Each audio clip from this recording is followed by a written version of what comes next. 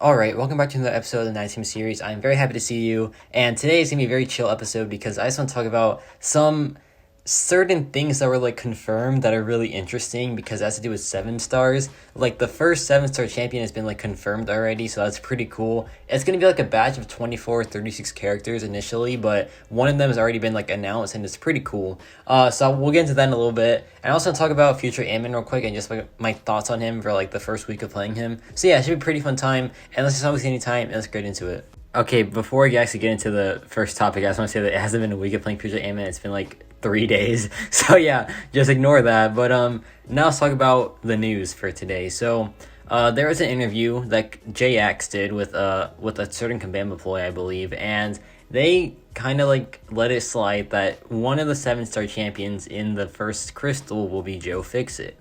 So that is the first ever confirmed 7-star character. And honestly, man, we're starting off with a bang because Joe Fixit is very, very good in my opinion. I feel like he's one of the he's definitely on the higher end of the science class, in my opinion. He's a very solid character. In Battlegrounds, he is just broken, man. He's so good in Battlegrounds. He's super fast.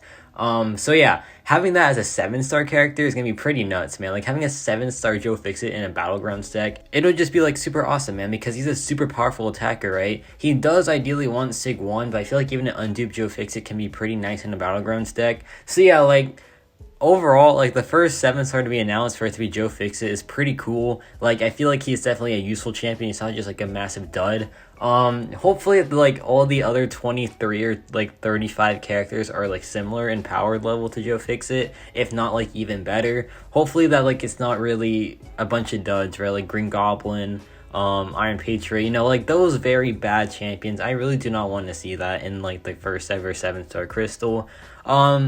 But then you think about the first 6-star crystal was stinky, man. It was rough. There was a lot of duds. I think there's just a lot of bad characters, right? There's pre-buff Luke Cage in there. Thankfully he got buffed, and so did Red Hulk, so they became the top 2 options in the crystal.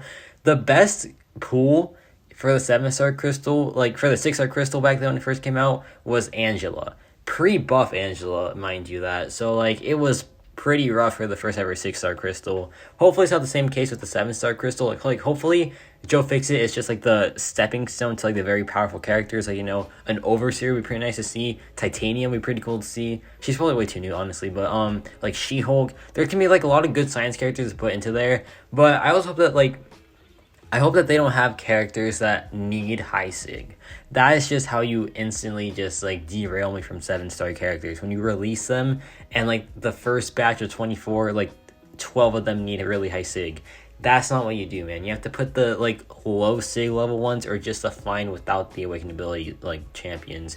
Joe Fixit is a sig 1 and done character, so that's fine, that's contendable. But hopefully he's one of the few that actually need the awakened ability, right? So yeah, looking forward to that. I cannot wait to see the full 7-star pool. It should be coming out very soon. I feel 7-stars should be coming out in March or April, so I'll keep you posted there on any news about 7-stars. And yeah, now let's talk about future Ant-Man for a little bit. Okay, so far I've only made one video on future Ant-Man, but I promise I've been playing him behind the scenes, and he's honestly pretty cool. Note how I said pretty cool and not top tier, because in my opinion he's not a top tier champion at all. He's a very good champion, but I feel he's just I feel there's a little bit missing with the character, right? I'm not gonna slam on him at all because he's a very good champion, do not get me wrong. But I feel he's not really my cup of tea, if that makes any sense. He's a very strong damage dealer in short matchups. In medium matchups he's still pretty good, but I feel there's better for sure. But then again, he is a tech character, right? So damage isn't really their thing unless your name is Ultron. But additionally, his utility, I just really don't like how it's pretty much all in the signature ability. The damage cap, the bleed and incinerate, pretty much immunity. It's all in the signature ability, right? And the regen as well. Just everything is in the signature ability, man. It kind of sucks, but he also does have some nice utility at base, his disintegrations. His power control is pretty nice at base. His armor ups are very potent at base as well, and they give him a chance to glance and just give him increased armor rating. And armor up buffs are really pretty good utility too. So yeah, he does have a lot of things he can do unawakened, but I feel a lot of his utility is stuck in the signature ability, which isn't the best thing in the world, but it's still pretty nice. I think Sig 1, he's pretty good. Actually, no, that's not true, because at Sig 200, that's when he gets like the full resistances to Bleed and Incinerate, right? So it's just like, I don't know, man. It's like kind of a Valk situation where like you really want the high Sig for her to have like most of her utility. So yeah, so far I think he's a pretty solid character. Definitely not as good as Cassie Lang. Probably much better than Baron Zemo, but not as good as Absorbing Man.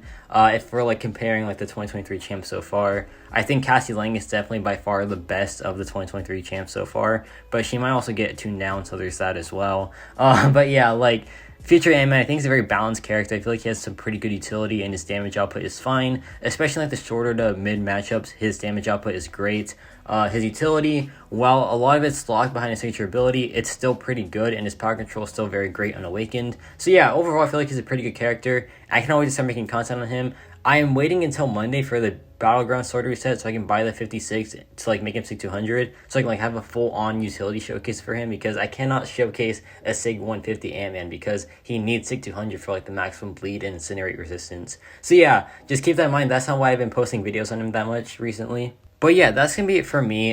Just a very quick episode. I just want to talk about like a little bit of the 7-star characters and like the first one that's been confirmed. And I also want to talk about Future Ant-Man for a little bit as well. So yeah, let me know your thoughts on the first 7-star character, if you're a fan of him or not. And let me know your thoughts on Future Ant-Man so far. And yeah, that's about it for me.